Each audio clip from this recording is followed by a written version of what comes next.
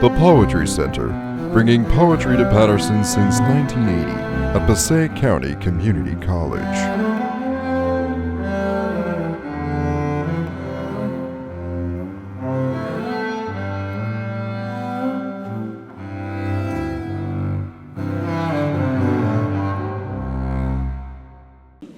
Hello, everybody. Welcome to the Paterson Literary Review reading. Sit down, grab a seat. Yes, sit down and be quiet. Now it's time for our inside voice. Not that I have much of an inside voice. Mostly I had very loud outside voice, and my son always tells me you could hear me in China. I'm so loud. He's very quiet. My son is very elegant and very quiet, and so I sound like a big horse to him. But anyway, I'm glad to see you all, and in a minute I'll start the reading. Before I do, however, I do want to thank Passaic County Community College and Steve Rose, the president of the college, for all the support he's given to the Poetry Center over the years.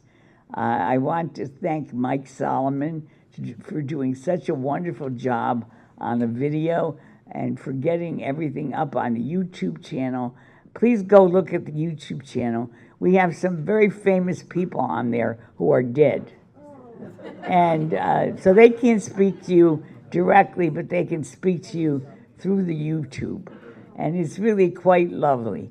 The man who used to be the video guy for me was John Ming, and he died last year unexpectedly and way younger than I am. And first I was terrified. I thought, who am I going to get? And it suddenly occurred to me, I remembered that Mike had interviewed me when Linda and I had a show at the Clifton Arts Center, and Mike came from the Clifton television station to interview me, and I thought, I'm calling him up. And he has been doing this, and it's so wonderful. I didn't think I would be able to find anybody. John was with me 43 years. So it was really frightening when he died. First of all, because he was so much younger than I am. Second of all, because he looked strong as an ox, which shows that you can't tell anything from the way somebody looks.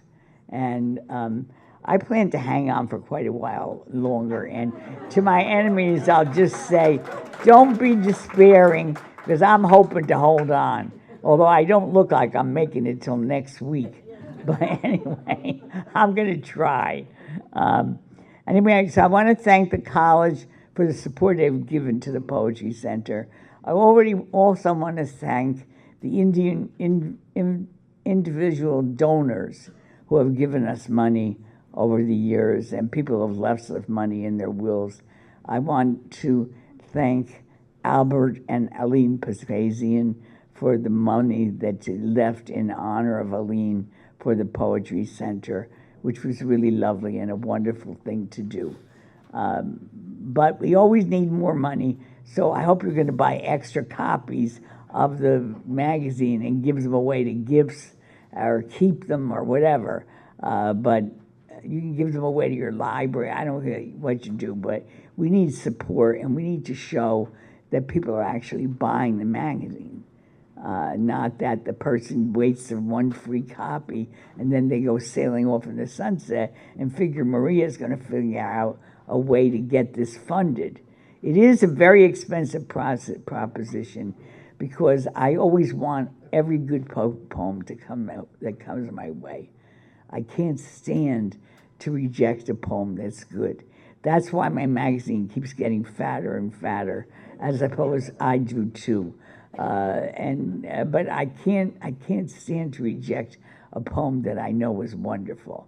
And I'm always very pleased to have the PLR reading and to hear the poems read out loud by the poets.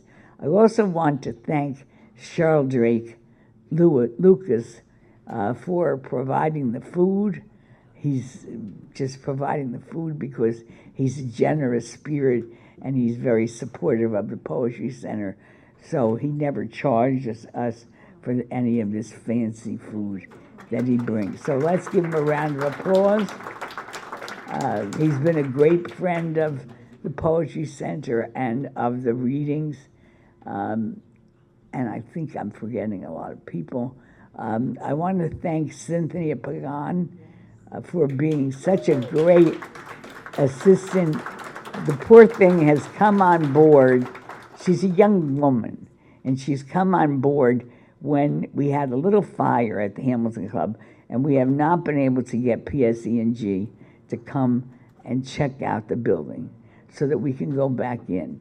So it's 4.5 months that we have not been able to get back in the building, and we can't get back in the building until PSE&G gives us a go-ahead. I really was hoping that we'd be back in the building now, but we're going to end up having to do the December reading and workshops here. The reading will be here, and then we'll give you the room numbers for where the workshops will be held. At least for the moment, now you know how to get here, and now you know where the parking lot is, and then you can come in and ask the security guard for directions to the rooms. And then the reading will be here. Okay, is that enough? Am I forgetting somebody? Sue Balick also is very helpful and has done a lot for the Poetry Center, especially doing the grants and doing the grant reports and all the stuff that I did for 40 years and can't stand to do anymore. Now she does. I don't want to do it anymore. Anyway, I'm so glad to welcome you all here. I'll remind you that we have workshops in the first Saturday in December. We have Martina Spada and Dante DiStefano will be giving workshops. They're both wonderful and different kind of poets completely, but wonderful, and you will love their workshops. So I hope you're going to sign up for that. Please don't forget to enter the Allen Ginsberg Awards, which are still open. And if you have a book, have your publisher enter your book in the Paterson Poetry Prize book award. Anyway, I'm glad to welcome you all here, and I'm dithering around. Sorry. And I'm glad to welcome Ron Bremner, who's going to read first today in the Paterson Literary Reading for issue number 53.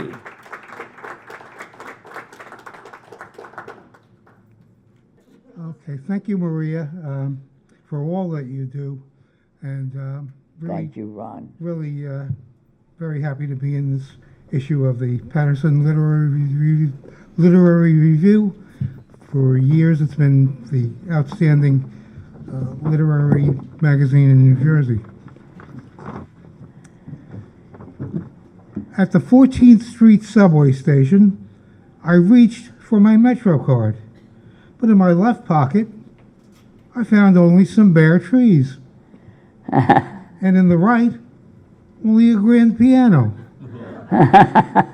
which you proceeded to play while patrons gathered to cheer and flip coins and coffins into your green beret. We collected those ill-gotten gains and paid both our fares, with one leftover coffin to spare. So on the train, I opened the coffin to find a dancing bear, which danced its way to complete satisfaction and love in the rain. We looked at each other and wondered what we'd been doing wrong for so many years. So you changed your name to Felonious, and you changed my name to Big Brick. And we danced our way to the downtown convention of Weekends and Todays, where we enjoyed a buffet of thunderclouds, daydreams, and answers. And you decided that we had everything we needed forever, except for unstable frequencies and too much pride. Thank you very much. Wonderful, Ron. Thank you. Next is Lisa Bruckman.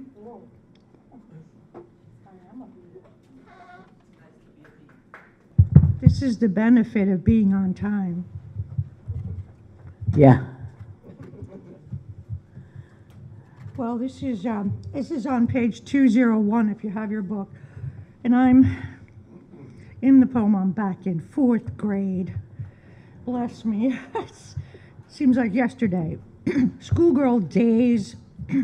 Schoolgirl days under a hot spring sun. My 4th grade classmates chattered in a girl pack around me. Friends that also spent their recess break wandering aimlessly on the large playground tract, covered with patches of dead grass, scorched earth, as the oncoming summer gained momentum.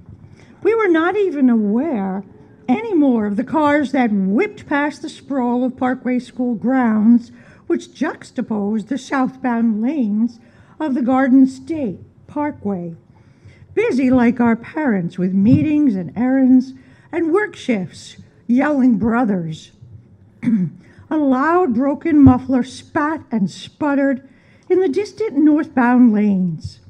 The sun pounded our hot, uncovered heads, and still we walked and chattered like wrens, gathered on tea branches, telling whatever wrens chat about. We were a sea of dirtied anklets, dragging jump ropes, who tried to outpace the pack of smudge-faced boys that trailed after us in thumping Converse sneaks, stealing anything they could to get our attention and tease our heated pursuit. Hey, don't we seem like buffalo roaming the plains? I suggested to wee, skirted girls in dusty Mary Janes or dirt-covered pointed keds. Man, I hated pointed sneakers. Colorful, okay, but girly pointed sneakers? The tangled and wind-blasted heads of my friends looked my way and laughed with me. Boy, Mrs. Oakes would like that one, loudly chortled my best friend Ingrid. We gang of girls wandered in formation like skylarks in murmuration, hovered above one another to share our school-time tasks with smiles, attuned to whirring large fans, laughed as our sweaty skin stuck firmly to the wooden classroom seats, and later whispered secrets in the rear cloakroom, preparing to leave. Some girls left by a large moaning school bus, and others on foot over the coveted and caged pathways used to safely cross the highway. Stepping into the large yellow bus, I sighed and hunted for a window seat to endure the noisy, airless ride back home. Wonderful. Our next poet is Alba Di Bello. Alba, where are you, darling?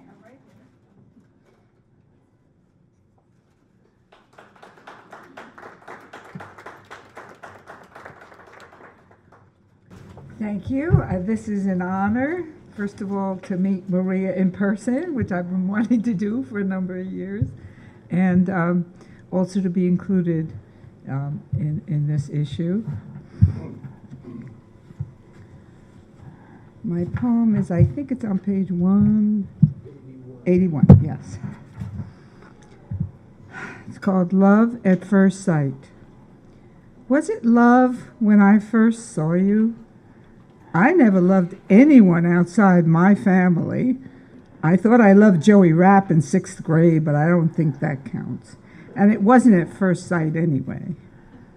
When I saw you for the first time in my sister's dorm room at her college in Staten Island, laughing with her friends, You suddenly filled the whole room, and I saw no one else. My heart opened, and I felt a prickle on my neck when you spoke directly to me. Your blue-green eyes, so alive with mirth, you made me laugh. I wanted you to see me. Was that love at first sight? You took me home on the ferry to Brooklyn. We talked and laughed again. Lying alone in my bed that night, I could still feel you sitting close to me on the bus. What did that mean? We saw each other often. It felt easy. It felt right. Was this love? When you told me you loved me and wanted to plan a life with me, I was confused. I asked my older sister, what does that mean? How do I know if I love him? I asked. You will know, she said. What I did know, I knew what I did not want. I did not want what he wanted. Did that mean I didn't love him? Did this feeling inside me that kept growing from first sight mean put aside my own plans, follow my heart? Who knows what is right? I followed the rush of love that came from first sight. It was never as easy again, but the love endured through many transformations. Oh, wonderful. Beautiful poem. Ken Ronkowitz.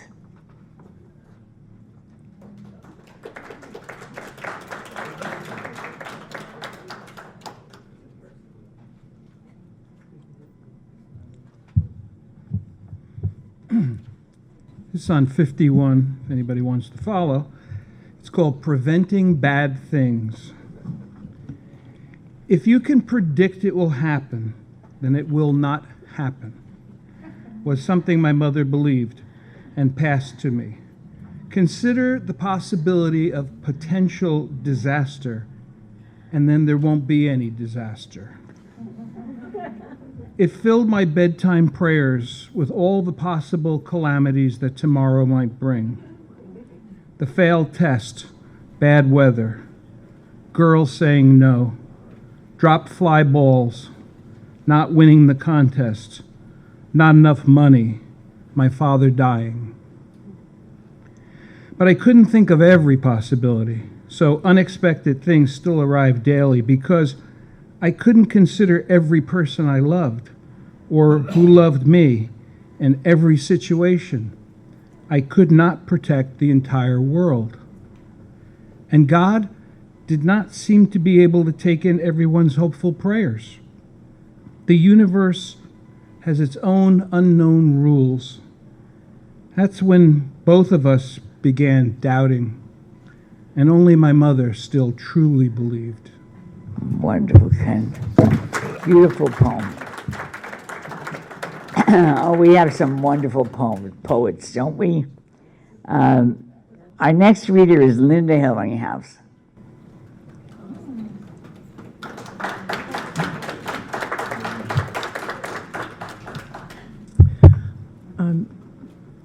I'm speechless when it comes to thanking Maria for all she does for poetry and poets.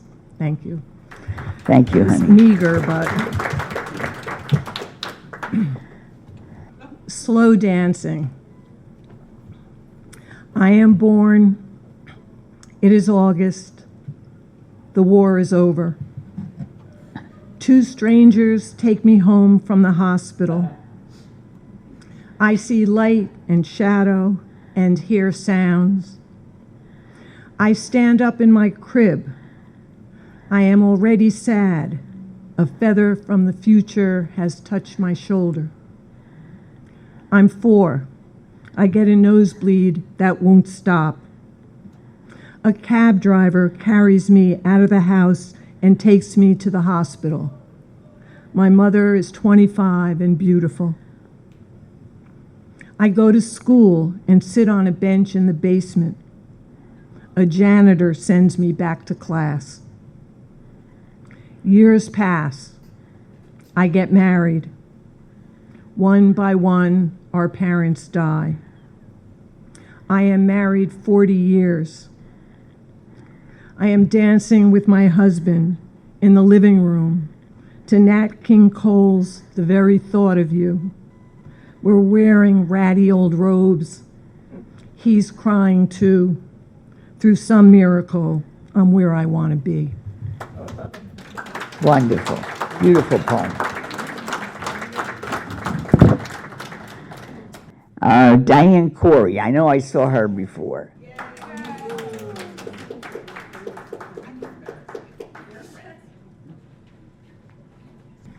White is not what it used to be. I was white until today. White because his countrymen sent my blue-eyed, red-haired grandfather to Ellis Island to prove we Syrians are white. Look at us. We are white, not brown. We are white like Greeks and Italians, like Europeans, like Americans, at least those Americans who lived next door. New immigrants to this great land, they needed to be seen as they saw themselves, as worthy as other Americans. So they were confirmed white, and so I was white until today. For the government has created a more appropriate category for us that fits who we are better than the old white label ever could. MENA, pronounced MENA, meaning Middle Eastern and North African, including a whole range of groups who do not always look alike or speak the same language with the same words and accents, from Iranians to Moroccans and everyone in between. We are now MENA on official forms, must check the box next to MENA, not the box for white, as we have done until now. What would my grandfather think of all of this today? Thank you.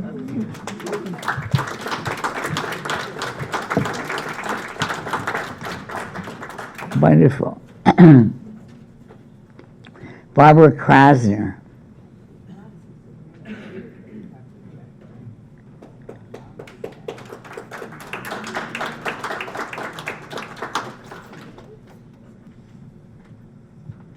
Hi, everyone.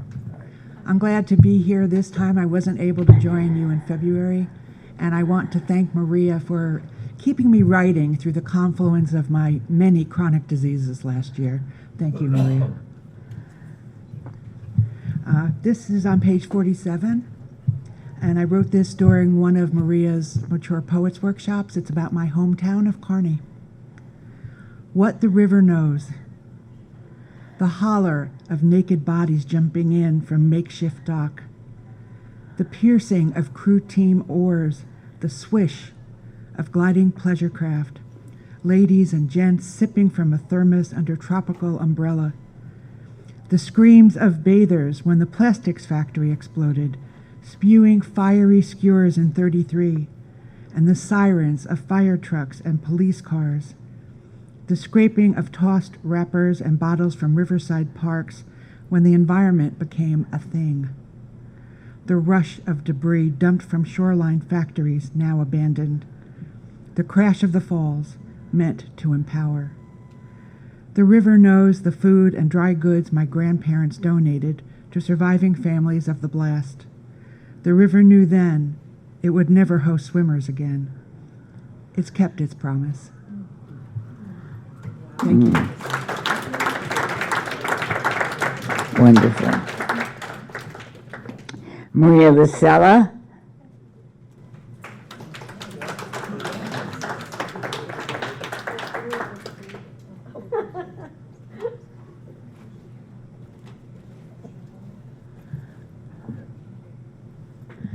It's wonderful to see many of you who I've only seen on Zoom, so it's nice to see the live thing. When it's just about hope. A monsoon whipped across brick building, steel girder, New York City that morning. I rose as I do now with effort, peeling my body from the half-slept-in bed where it took me months to sleep in the middle, to gradually roll to his side, run my fingers over the sheet, the pillow, and slip into a banal routine that is safe and warm and unthinking. I wring solace from superficial strangers at the grocery store, the coffee shop, the cafe, places people recognize me but do not know the heaviness I carry. I seek comfort from healers, doctors, people who talk slowly, softly, and touch you.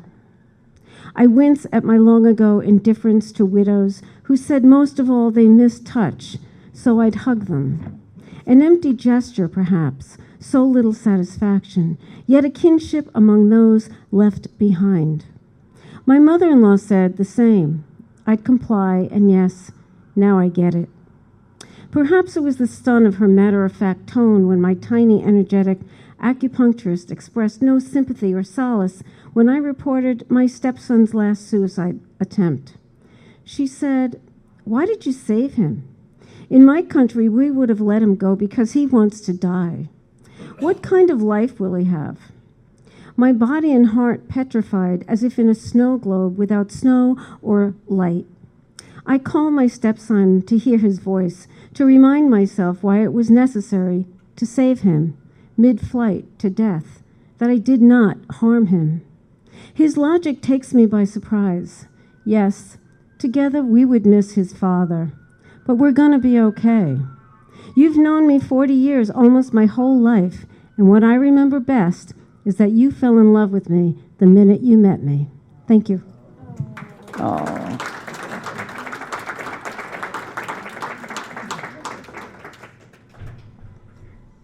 Nancy Lubarski.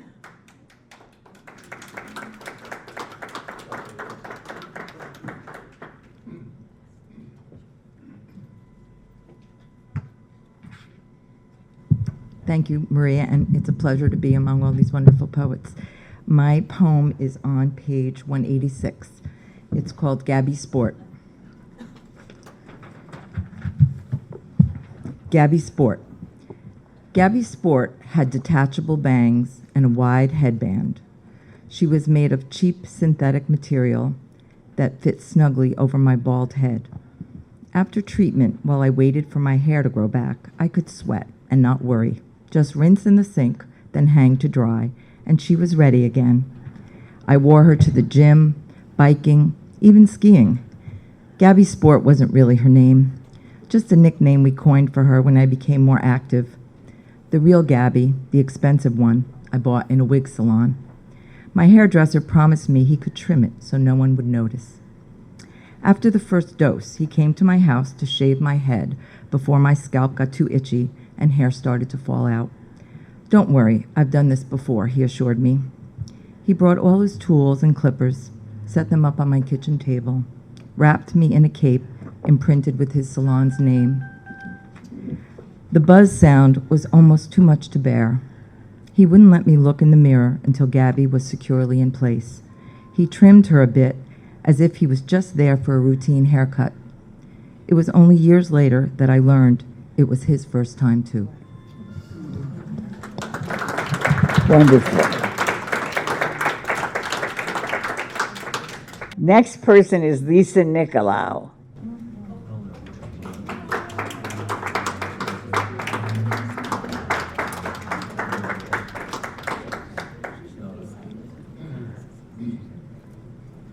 Hello, everybody. Hi, dear. Like all of us, there's nowhere we would rather be than here, Maria, with you. Aww. And even though it's not the Hamilton Club, it doesn't matter because you make every place special and sacred. So thank Thank you, darling. So, what a great day. What amazing poems. Thank you, Linda, for reading that poem. Yeah. She changed for me. Thank you. Thank you to everyone. How to smile in the little spaces. In troubled times like these, I wish I could walk down the hill to Riverside Park to find my great-grandmother sitting like a queen in her folding chair. She sat in the afternoons with her comrades, women who knew only a life of struggle, but found time to smile in the little spaces in their day. They would share stories and recipes and little treats, my grandmother opening her satchel and pulling out a treasure, cookies, hard candies, a smoked whitefish. She was always smiling, this woman who had little to smile about, a woman who had worked as a seamstress all her life, who buried 2 husbands, who had never taken a vacation. I think I remember all the stories, but still, I want to sit in the sun in Riverside Park in the middle of the semicircle of folding chairs and listen again, hear the saga of her solo trip in steerage after her stepfather refused to feed her and sent her off to America. I don't know the names of the people she left behind. I wish I could ask her now. The names of her sisters, the names of her parents.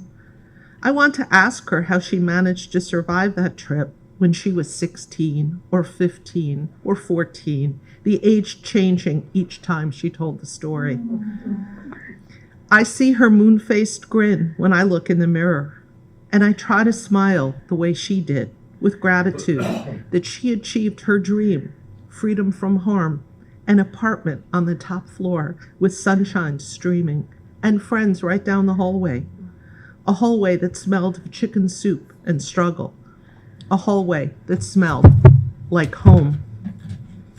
Sometimes, when I'm in the locker room at the YMCA, the musky air reminds me of that hallway, and the women, as old as my grandmother's friends, speak openly in their various states of undress. Maybe it's not the exercise I go there for, but for the hope I feel, listening to the voices of strangers becoming friends in that little enclosed room that gives me enough strength to push me through my days. Thank you. Wonderful. Okay, Christine O'Hanlon.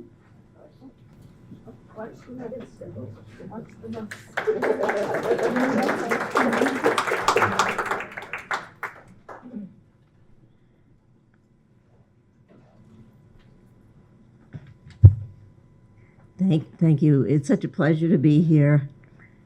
I was telling Maria and Linda that the first time that I read a poem for the Paterson reading was on Zoom in, it might have been 2020, 2021, and that really got me started writing poetry seriously, so I'm very grateful.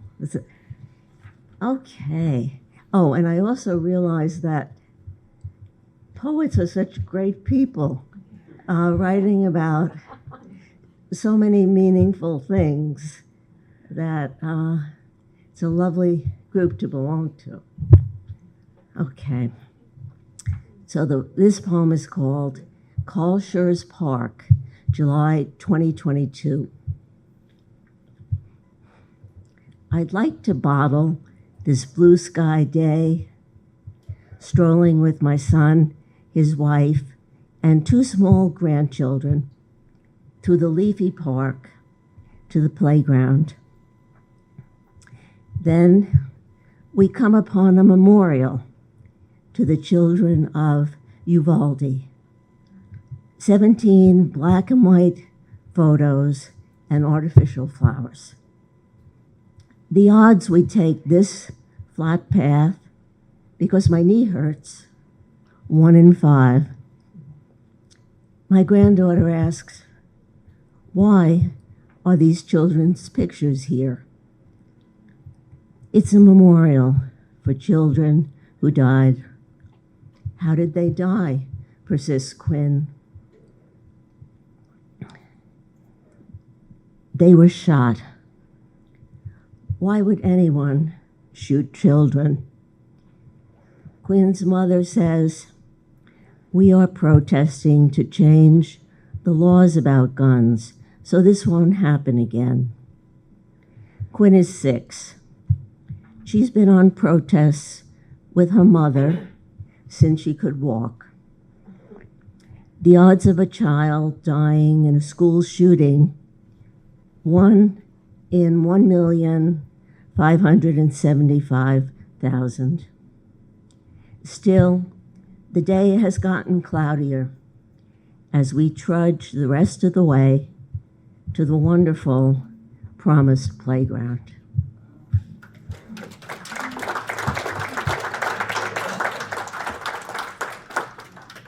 Jim O'Rourke.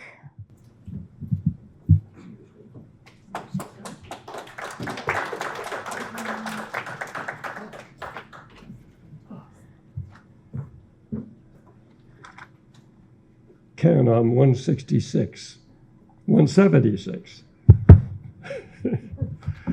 First, I want to thank Maria for bringing poetry to Paterson, for making Paterson the poetry capital of New Jersey, and for pulling me into her orbit.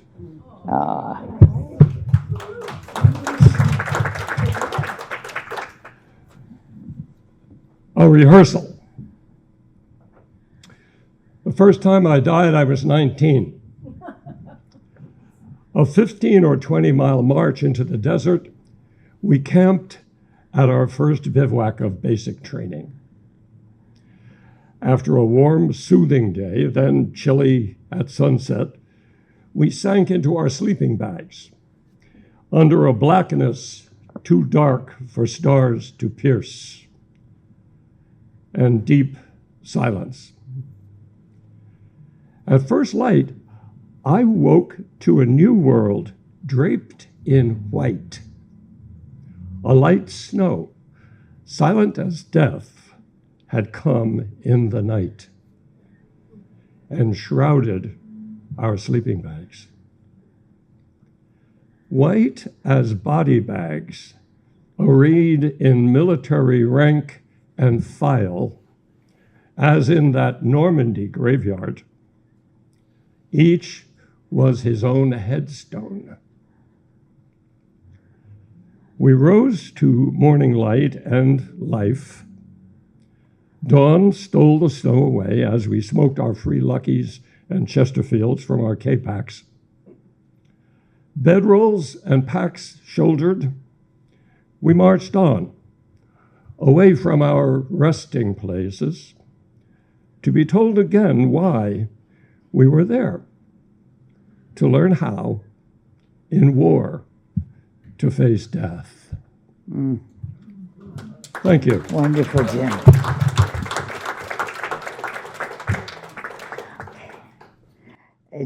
Deborah Osinski. Hi, Deborah.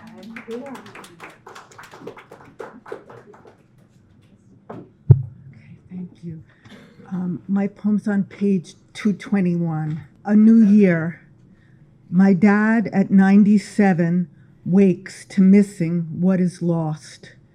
He wakes this morning, dreaming his wife's face, her voice. Will this year be another year? He says it is too hard now. He wants to go. He does not hear with hearing aids, does not remember that we called, but recalls Vienna streets being chased by Hitler Youth and his father's return from Buchenwald, all bones. Can life be too long? Can days be enough? Yet, when the sun is out like it shines today, he takes his book and walker to a bench in the afternoon.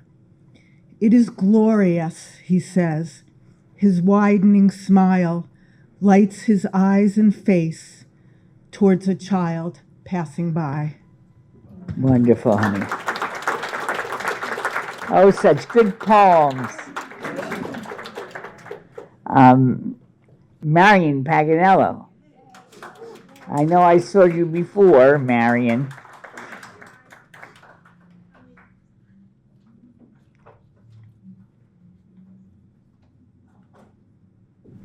Thank you. To borrow Mr. O'Rourke's words, it's good to be in your orbit. And thank you, Maria. Thank you, honey. I think this is on page 77. It's called Ascendance. Some years I miss you harder. This is one of them. On your birthday, I turned on the car radio, and Vaughan Williams' piece, The Lark Ascending, like a message from you, was just beginning. Written primarily for the violin, it is a haunting piece you introduced me to, in which the violin deftly mimics the soaring ascents, undulating hoverings, and swift diving descents of the lark, a plainly feathered bird, famous for its graceful flight and the sweetness of its day-long song. I pull over to the side of the road, close my eyes, and listen, my heart swelling and soaring to the music of the violin, so that it feels as if the bow is moving across my heart, releasing its song of longing for you. All that is meaningful, all that you shared with me about life, swell within the soaring lark lift of the violin, moving skyward into the bliss of that lifted empyrean, trailing all the light and dark inflections of yearning and loss and the memory of what once was. You in there, and all of it, the common ground from which we flew to the sacred ground which holds your remains. I once heard that we all possess a place in our souls that is inviolate, where no damage or hurt can ever reach. Like the sure ascent of two larks into that blue empyrean of possibility, my brother and my friend is where I hope that the undamaged parts of our souls in time will meet. Wonderful. Michael Polizzi.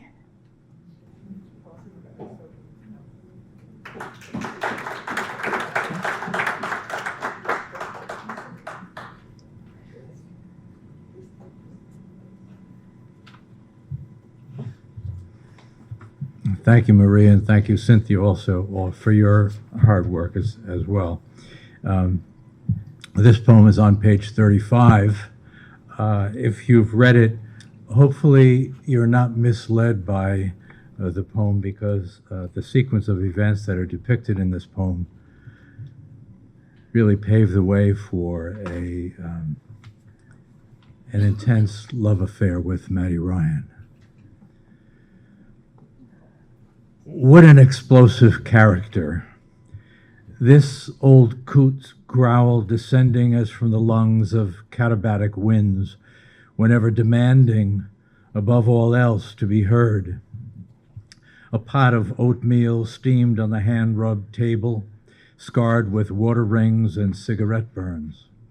His glasses misshapen, as if mangled on the red leatherette of a silver barracuda, which he called his baccaruda. I hid outside until he left for work, before slinking in to roll with his daughter, before shaking off the dew risen from the breath of the earth I slept upon, under the stars like a field mouse in the moss behind the jittery farmhouse, because initially he despised my rebellious Italianity, the afro-painted wingtips, flowered shirts.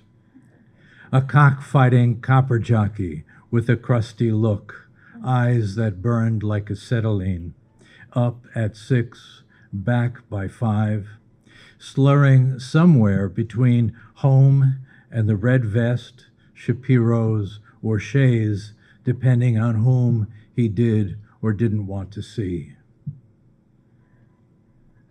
We learn to live with upheaval, don't we? Avoidance, the disappointment that our fathers can fail to love whom we have chosen. How tedious over time. Terry set us up one afternoon at each end of a line of whiskeys at Gunner's. The first glance, admittedly a challenge, heads half-cocked, until Matty raised his drink, grimace morphing into grin, wrapping up the drama of baseless bias, and opening to a place where physicality would ultimately surrender to age, and I would have to get used to carrying him when his Irish legs, nearly bloodless as bar rails, would not. Wonderful, Mike. Okay, Jason Poole. Hi, everybody. This one is on page 59. It's called Devil's Night. Under the waning chestnut moon, we gathered in the shadows beside the chimney at Scott's house. 6 boys dressed in our darkest clothes, our Devil's Night uniform. We high-fived like robots, arms stiff with rolls of toilet paper tucked in our sleeves. We whispered our plans. Brian brought eggs, enough for one house. The neighbor who always yelled at the kids for cutting across his yard. TP for the rest of the houses, nothing extreme.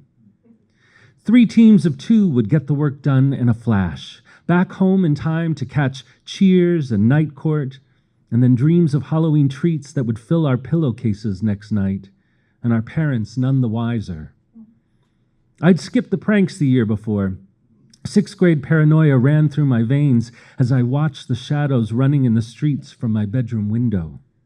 But 8th graders ruled the school, and we ruled the streets that October night, dashing from yard to yard, dodging porch lights, tossing fat rolls of toilet paper over branches, laughing into cupped hands. Behind the streetlight pole, we huddled in a clump, and Brian crept close to my neighbor's door. A pitcher for the baseball team, his strong arm and dead aim the obvious choice. And besides, he brought the eggs, stolen from his mother's refrigerator. The first 2 smashed against Mr. Davis's front door, delivered with a sniper's precision. And then the third. The porch light popped on, and the door swung open. Mr. Davis, standing in an open bathrobe and boxer shorts, screaming, "I called the cops. You guys are all busted. I know who you are, and I'm calling your parents." We took off running, laughing and slipping on the grass, punching each other's shoulders, doubled over from trying to catch our breath. Back in the shadows of the chimney, we whispered cheers for Brian, our hero, victory slaps on his back. A hint of fireplace smoke in the air, a smashed jack-o'-lantern in the cul-de-sac, branches dripping paper like streamers after a birthday party. Thanks. Oh, wonderful, Jason. Thanks, Maria. As always. Okay, wait a minute. Christine Ruggiero.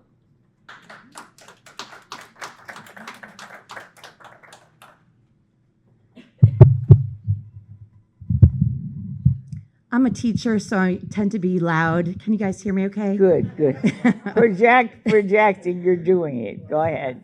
So I'm honored to be included in issue 53 of the Literary Review, and my heart is filled with gratitude for many reasons. First is for Maria's mentorship and support. Yes, please clap for Maria. And this is also my first publication. So I'm really honored to be among all of you. And this is for my mom. Remembering when it began. I must have told you 1,000 times I needed to buy the table and chair set for the lower patio before it sold out. Didn't consider that the umbrella would barely fit, stretch the length of the truck, lay on the console between us. Didn't know the amyloid plaques had moved in. Not even when halfway home you blurted out, "Didn't you want to get that table and chairs?" "We did, Mom," I say. "The umbrella is here," patting the large brown box. "Oh, that's right," you quipped, laughed off in you fashion, saying, "Oh, who gives a shit?" Like when you drove to New Hampshire instead of Connecticut, asked a stranger for directions back home. That was you, we said. Everyone said. I think it registered at Horton Hears a Who when 4 times you asked our friend's mom where she was living, and I apologized for you. There's shame in that apology, which knocks on the door of my youth when I wish you were more poised, refined, cultured, not Italian.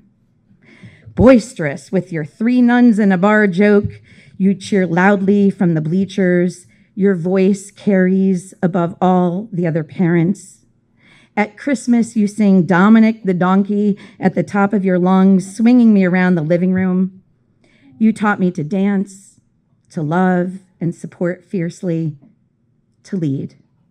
I taught you that sometimes daughters will disappoint you, will need to say they're sorry. Thank you.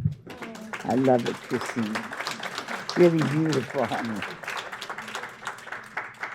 Eileen Van Cook.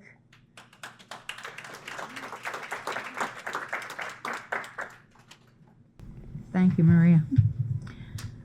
It's coincidentally very appropriate poem to read this week, the week of Veterans Day. Old Warriors, 94. The wheelchairs line the entryway, veterans waiting for visitors who never come. Too inconvenient, too depressing.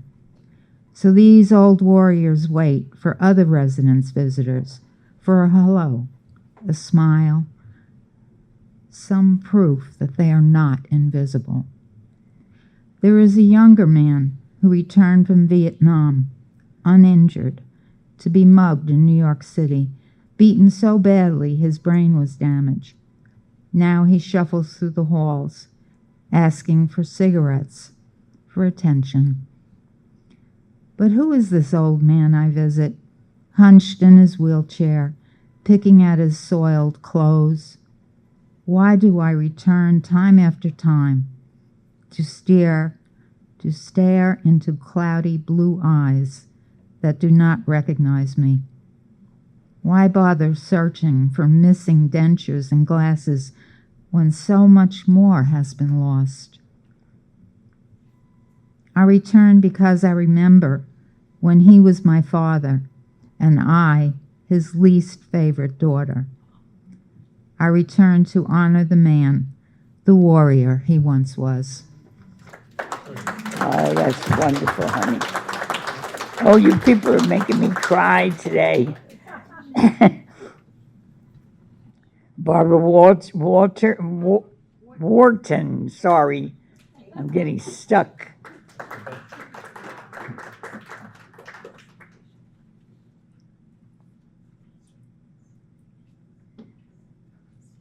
Thank you. Maria, thank you. I hadn't published any poems or submitted any for a long time, and Maria published one of the very first ones that I started sending out again after I braved up and did it. My piece is a story. It's a memoir. It starts on page 238. It's called North to Alaska. Alaska was officially named the 49th state in January 1959. All members of my family welcomed the new state with big cheers. Every kid in every class at my school did some kind of show and tell project about Alaska. 14 years had passed since the end of World War II, and Americans of all ages were primed to celebrate another We Are the Champions moment. Alaska was so big it had dethroned Texas as the largest state in the Union. My family loved big. Alaska was untamed. My family loved wild from the comfort of our television room. And we were deeply smitten by the abundance of the new state's natural resources. Alaska was freakishly cold. We oohed and awed and wowed over the minus 40 degree Fahrenheit temperatures. We marveled that anyone could live in an igloo. I mean, you would have to get up in the middle of the night to go outside to use the bathroom. And we were thankful for 24/7 U.S. surveillance right on the Bering Strait to keep an eye on Russia. One early summer morning, I came down to the kitchen for breakfast. My mother was at our Ethan Allen Early American table with a cup of milky coffee with 2 sugars and buttered toast. She was poring over another magazine with another story on Alaska. There were pictures of monster-sized cabbages and potatoes and carrots and turnips, Alaska's latest harvest. She flipped through pictures of muddy farms after the spring thaw, muddy farmers in their muddy trucks with their muddy livestock on muddy roads. I saw she had a pen and paper by her side. A picture of a downtown somewhere in Alaska that looked like a street in a spaghetti western with a lot less charm was sitting right next to her. She started writing. "Mom, what are you doing?" "Looking for places in Alaska," she said. "For vacation?" We'd never in my 10 years on this planet been on a family vacation. But if we trekked up to Alaska, I'd have plenty of great material for my What I Did on My Summer Vacation school essay in September, and all the other kids would think I was so cool. "To move," she answered. "No way." A vacation would be okay, but a move? Nope. The farthest my parents had ever traveled from Brooklyn in Massapequa Park, New York, was Niagara Falls for their honeymoon, and Virginia when she was pregnant with me. "It's a new frontier, opportunity, a chance to make a fresh start," my mother said. I didn't know why my family needed a fresh start and wasn't about to ask. I didn't bring to my mother's attention that it would be hard to get to Sunday dinners at her parents' house every weekend, or that she was cold when the temperature dropped below 70 Fahrenheit, or that our car wouldn't make the 88-hour, 4,475-mile drive. I was a kid. I ate my Cheerios. "Maybe I should write to the Alaskan Chamber of Commerce," she scribbled a note to herself, and I left the kitchen while her list of names of towns and cities kept growing. A few weeks later, the Visit Alaska brochures arrived. My mother and father read them cover to cover. Look at the antlers on this moose babe," my dad said. "They're looking for road crews to build highways," my mom said. A few more weeks passed. The Visit Alaska brochures arrived. My mother and father read, I skipped a line. Look, a few more weeks passed. The brochures moved to the end tables in the den and soon were stained with coffee cup rings.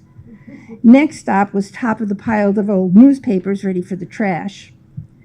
The letter from the Chamber of Commerce was spared, moved to the napkin holder where my parents stacked all the mail.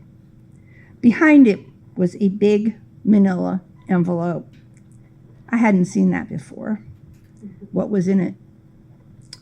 I could open it and never hear the end of why was I looking at things that weren't mine for the rest of my life, or I could pray that the envelope didn't hold 4 plane tickets to the frozen north.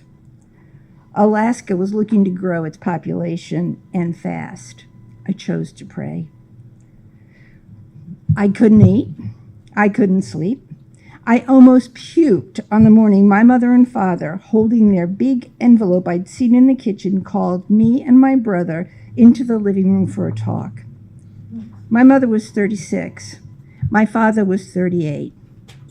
They both blushed when my mother said, "I'm having a baby." I cried. My mother asked if I was okay. "Yes, I'm happy." And I was. And grateful, so grateful for this new baby. At 36 in 1959, my mother was considered an older, high-risk pregnancy, and she was also a nervous wreck. At 10, I knew her well enough to know pioneering would be off the table with a brand new baby. Alaska was a no-go. My prayers had been answered. Thank you. Wonderful. Jean Fleming.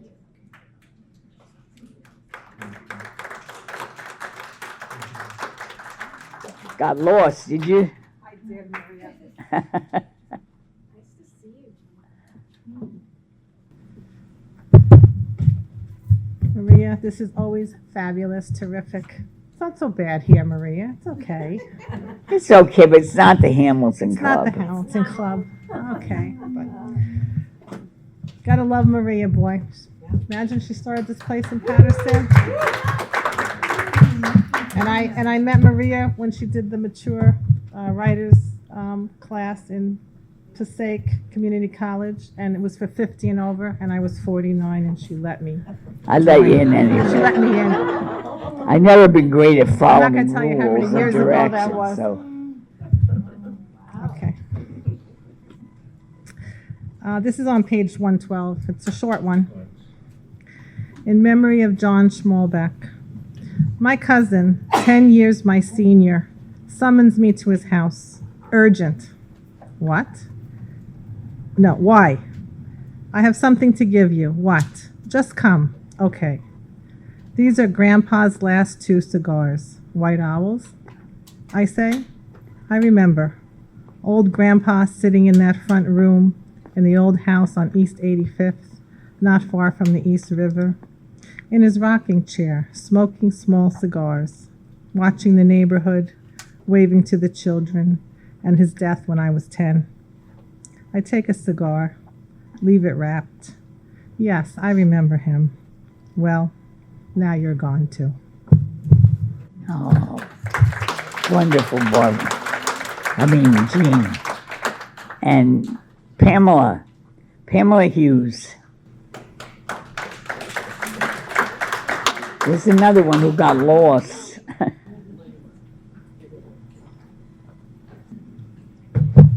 just going to read 2 short related poems.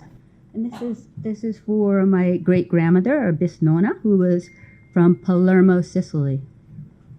It's called Grammar Lesson. It's in there. I don't know what page it's in there, but it's in my book. 62? Yeah. Okay. Grammar Lesson. Facial masonry, architecture's answer to attic lines. If only we could burn down the decades between us, Bisnona. I was built partly by Sicily and great-great-grandmother's high old world cheekbones, scaffolded by Palermo and Mount Etna. Yet I only puff smoke and eat arancini once in a while. One morning, just out of sunup's bed in Sicily, during a pilgrimage to discover more about our ancestry, in a small town called Cimina, my friend called from America to ask if we were all right because the volcano had just erupted. Fear gripped my daughter and me like roots of the grapevines, winding as lit wicks down those fertile slope bombs, until we searched our phones to find that it was on the far side of the large island, where the threat of fire and smoke punctuated the air like Etna's tough talk about the grammar of destruction. Wonderful. And this is another mom poem. Go ahead. And so this is another mother poem. It's called Mother as Metaverse. And mother also means matter. And the many ampersands at the end of the poem represent the metaverse, infinity, the connection of all things or source. Little clap of heels on the petite side of morning. She'd wake us with cinnamon and cardamom, heavy cream's answer to sustenance. Later, a wound of salt tears, a dusting of sugar on warm French toast, though as Italianate as a villa on the Piazza San Marco, or fluid as a Praetorian fountain in Palermo, where her mother's family sprang up like a gulp of water wrung from Sicily's thirsty mountain peaks. What's the matter, mother? Alphabet's champion of the double X, chromosome, our first home. When one door closes, 3 windows open. Her little ghost walks the halls of the place she died years later, along the block of winter's first blast of morning. She woke us, the 2 girls, late teen and early 20, sleeping away weekend celebration, striving for immortality while killing off our brain cells. Her words, happy birdsong against our sleep, paraphrase of light, moonbeam, sunspot.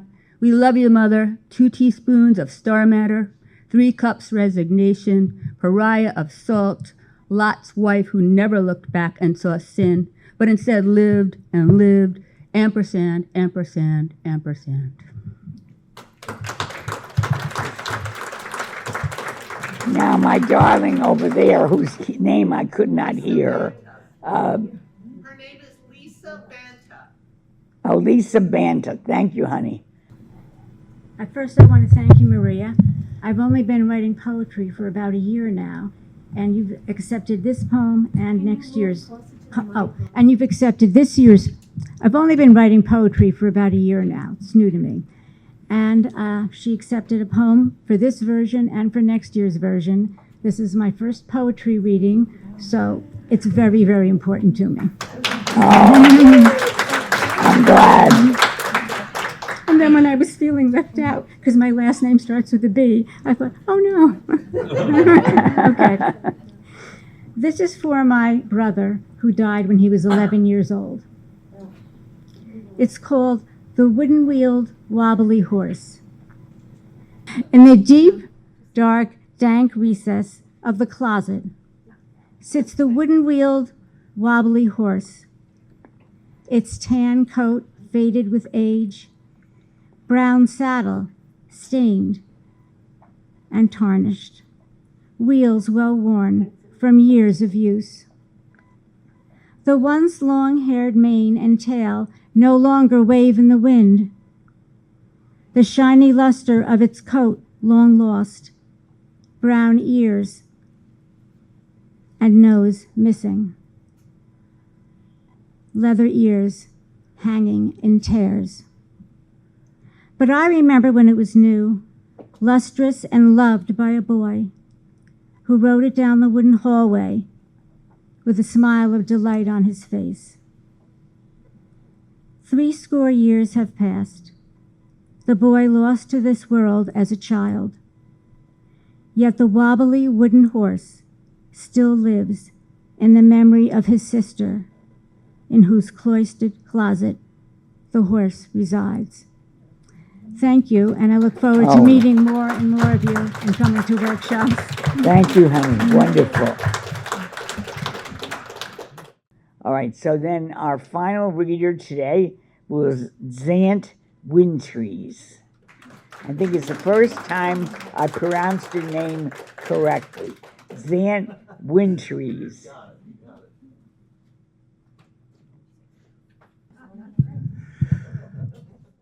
I don't know the page. I'm here to be looked at, so please forgive that. You're very funny. Berlin's blue skies. I stand there, waiting for her to return, in the big, wide, open room. A room once something other than what it is today. The renovated, big, wide open room in a renovated building, probably quite grand in its heyday.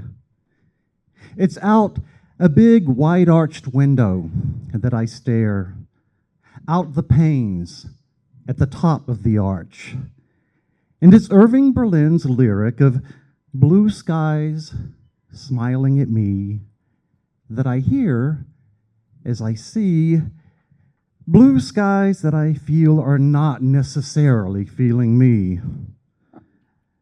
Because that's what it seems like. A blue sky looking as if something other than a smile.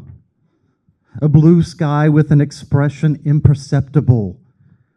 It's an expression that doesn't feel like the promise of better times to come, that's conveyed with a smile.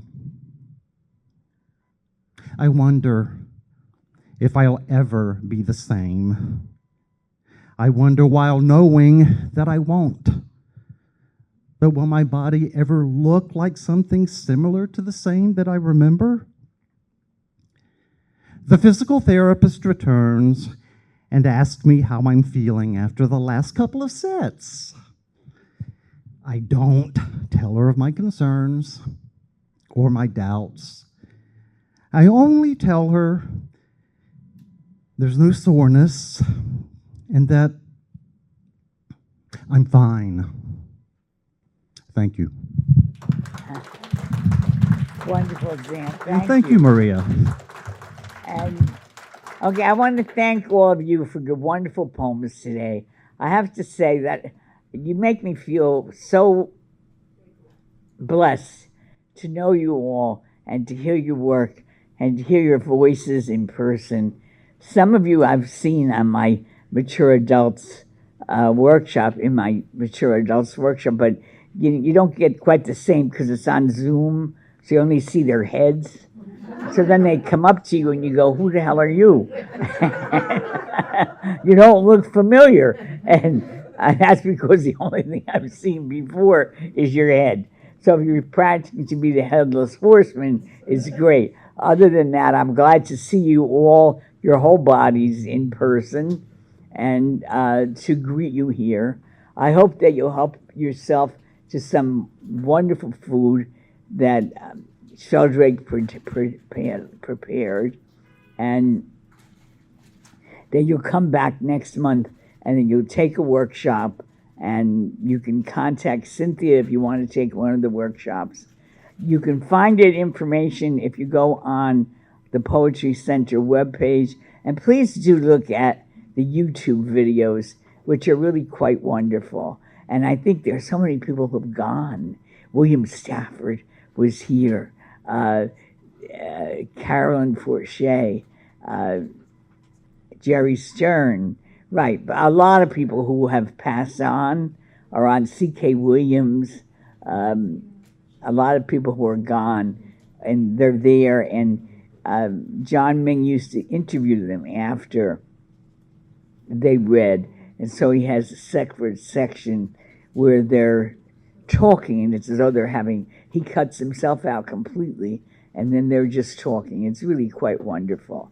I'm very proud of the Poetry Center, obviously, and I'm very proud of what good work we publish and what great poets you are. It makes me very happy and very, there's a Jewish word, kvelling. Oh, I'm saying it. Felling, okay. And whatever it is, I am definitely doing it. Okay, help yourself to some more food. Let's give another round of applause for people.